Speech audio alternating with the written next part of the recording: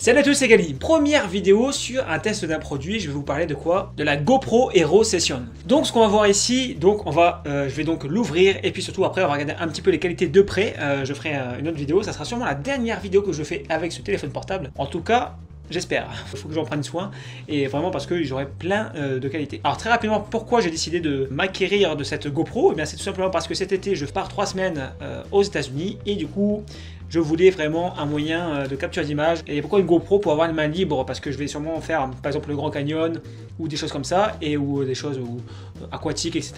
Et donc j'avais besoin vraiment d'un appareil qui puisse être étanche, et oui parce qu'il est étanche, on en reparlera après, et qui puisse être aussi, voilà, qu'on puisse se balader partout. Évidemment la GoPro était ce qu'il y avait de meilleur. Au niveau du prix rapidement, donc celle-ci c'est la Session, alors je crois qu'il y a la Session Hero 5 Session, mais vraiment déjà celle-ci apporte beaucoup de choses, et en plus au niveau prix j'étais plutôt gagnant puisque aujourd'hui c'était les soldes et j'avais 50% sur celle-ci, c'est-à-dire que je l'ai payé je crois à peu près une centaine d'euros, parce que oui elle était, oui j'ai dû payer 115 euros la GoPro, 50% de réduction. Il y a 3 jours j'y suis allé, elle n'était pas en réduction, j'avais hésité et là j'y suis retourné et elle était en réduction, moins 50%, autant vous dire qu'il en restait plus au bout de 10 minutes, donc j'ai eu de la chance. Et donc voilà, donc on va la déballer, on va vite fait regarder ici ce qu'il y a dedans et après on regardera un peu de plus près ce qu'elle nous propose. Alors ce qui m'a réussi avec cette GoPro c'est qu'elle est carrée, on la verra un peu plus près tout à l'heure, mais vraiment je trouve son look plutôt sympa. Le déballage, hop, on la sort, voilà, on enlève évidemment la protection qu'il y a autour, un peu arraché de papier mais c'est pas grave, et voilà.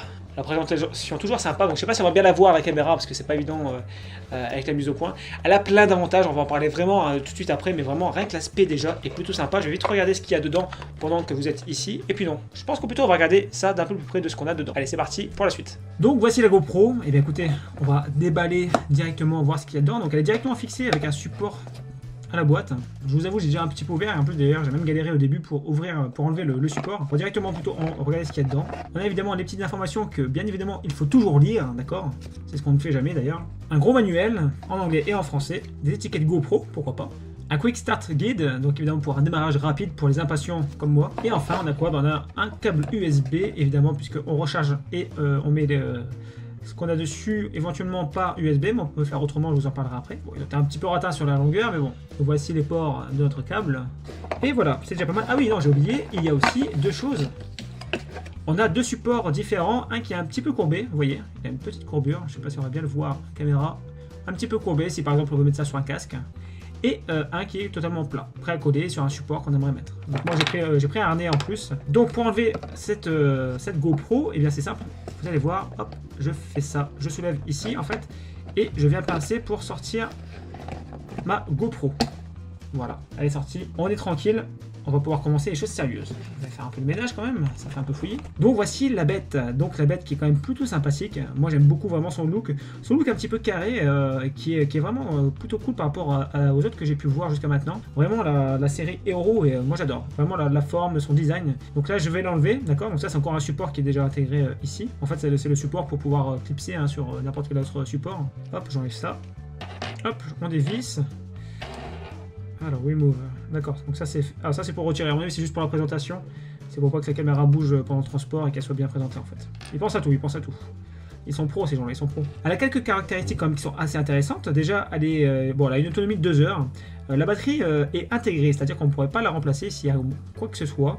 Ça c'est un peu le défaut je trouve de la plupart des GoPro, il y en a à laquelle on peut faire, mais en général, selon les prix qu'on va acheter, les premiers prix, souvent on ne peut pas la changer s'il y a quoi que ce soit.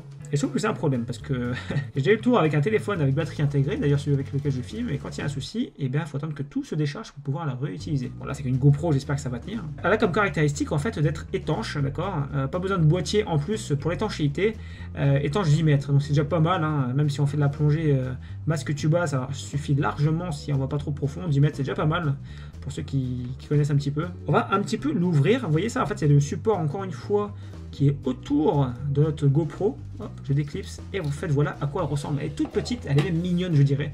Carrée comme ça, on peut la poser n'importe où, vous imaginez, c'est juste un petit cube qui nous fait de la très bonne qualité. D'ailleurs, j'ai pas parlé de la qualité. Ici, on peut aller jusqu'à 1440p, donc en ultra wide. Ensuite, évidemment, on a le 1080p, on peut aller jusqu'à 60 fps, ce qui est plutôt intéressant.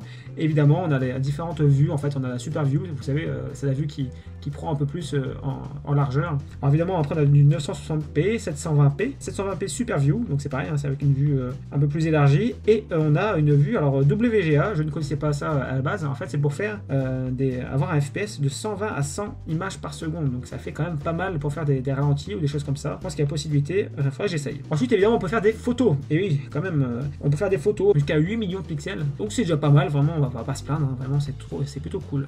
Donc voilà, tout à l'heure je tripote ma GoPro, et puis oui, donc évidemment elle est étanche, donc comme je disais, pas besoin vous pouvez la plonger dans l'eau, et en fait à la limite vous pouvez la laisser filmer comme ça, et puis vous la récupérez au bout de 2 heures par exemple, si vous êtes sûr qu'elle est toujours au bon endroit, attention. Donc ici évidemment on a la caméra, alors je sais pas si on va le voir, en fait on a un double micro, en fait ils disent que c'est pour réduire le vent, vous voyez, un micro ici, alors je vais essayer d'être assez précis, vous voyez, on a un micro ici, un tout petit, et ici, donc apparemment ça serait pour la réduction du vent, oui, un double son. Hein. Ensuite on a des LED ici et ici, d'accord, ça c'est pour différents signaux, soit pour dire que ça filme, soit pour dire qu'on est branché en Wi-Fi, oui, parce qu'en fait l'interface, comme vous pouvez le voir, est assez minime, on a une bande ici qu'on allumera après, et en fait on peut le commander entièrement avec le téléphone portable en Wi-Fi, et ça c'est vraiment très cool, je vous montrerai ça après. Le seul truc c'est que je vous montrerai ça quand j'aurai fini de filmer avec cette caméra là, je vous montrerai un peu avec la GoPro, puisque là du coup je peux pas montrer mon interface qui est sur mon téléphone portable que vous voyez au-dessus, donc je peux pas faire les deux en même temps, et mais vraiment c'est plutôt cool, je l'ai essayé quand même pour voir ce que ça donnait, et ben franchement c'est très bien fait. Donc vous voyez, vous avez un bouton ici donc pour allumer en gros, et pour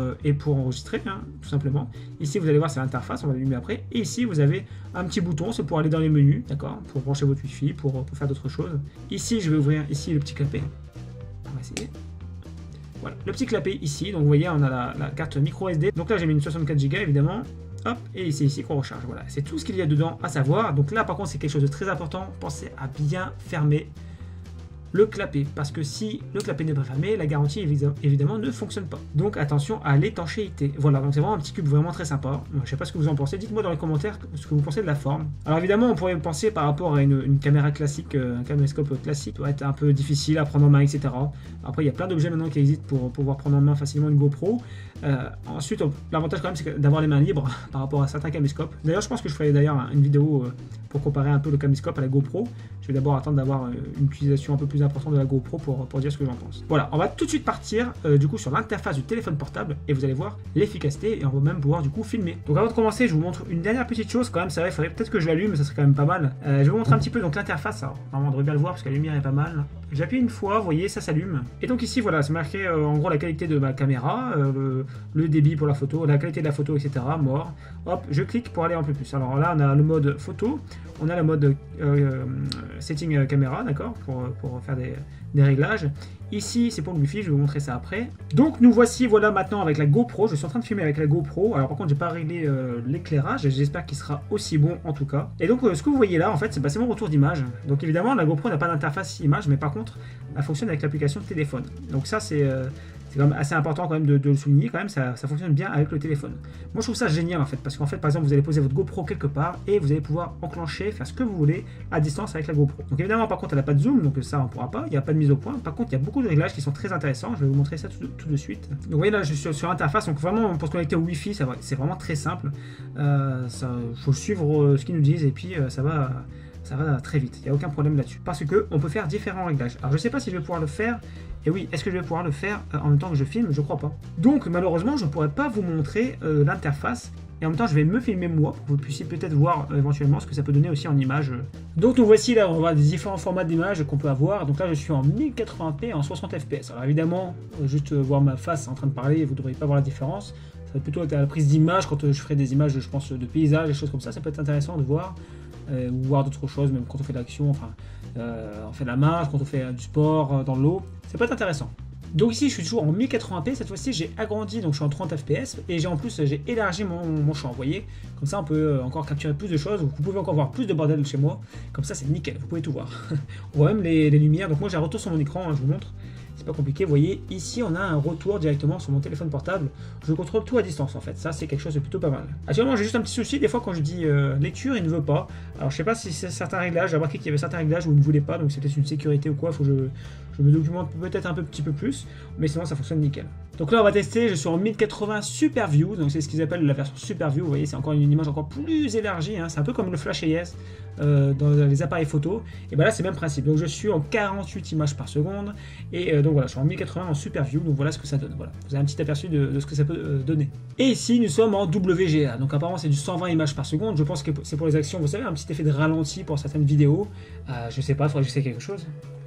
Je vais lancer par exemple mon agrafeuse. Est-ce qu'on pourra faire un ralenti avec ça? Je ne sais pas. On va tester. Attention, prêt?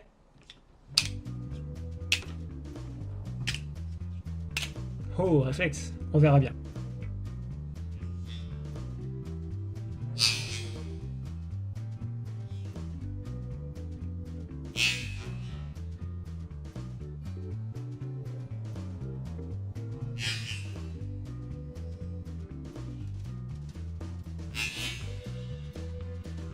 Oh, réflexe. Donc voilà les gens, j'espère que cette vidéo vous aura plu, mais en tout cas j'ai hâte de m'éclater avec cette GoPro. Je pense que vous pourrez voir le résultat final de cette GoPro, en fait c'est suite aux vidéos que je diffuserai sur YouTube évidemment par rapport au voyage aux États-Unis et puis aux futures vidéos que je ferai, évidemment je ferai avec cette caméra là puisqu'elle m'apporte quand même beaucoup plus d'options, beaucoup plus de possibilités comme vous avez pu le voir dans cette vidéo. Voilà. N'hésitez pas à partager cette vidéo, à mettre un petit pouce bleu vers le haut et à vous abonner si ce n'est pas déjà fait. Voilà, je vous dis à bientôt sur la chaîne GallyWeb. Salut!